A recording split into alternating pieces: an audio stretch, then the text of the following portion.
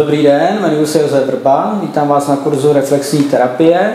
Je to kurz na 4 dny, během těch 4 dnů probereme kompletní reflexní terapii na šlapce na noze, uvolnění krční páteře. Hlavní část bude zprůchodnění všech meridiánů, což je moje specialita, kterou učím jenom já a nikdo jiný. Nikde na trhu to nenajdete.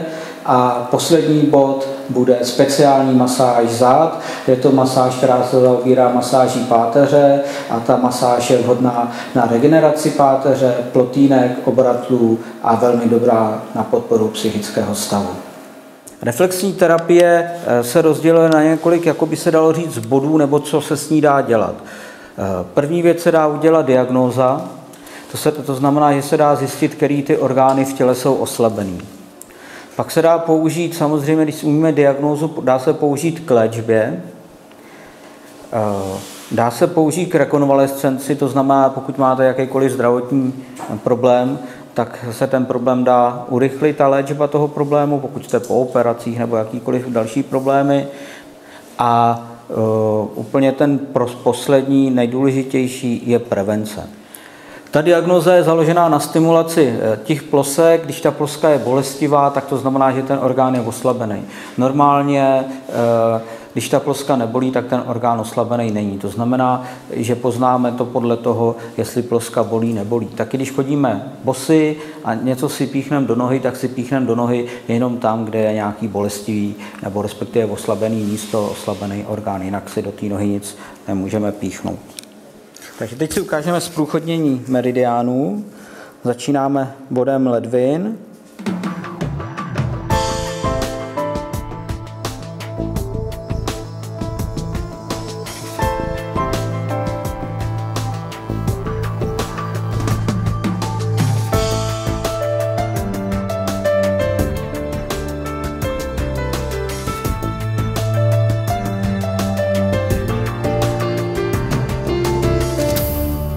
Takže od tohohle kloubíku sem, tady máme tu horní část, tady od kůstky si vyhmátneme napříč zase, je to takhle, a tady to máme okolo paty, těsně nad patou, to kopíruje patu.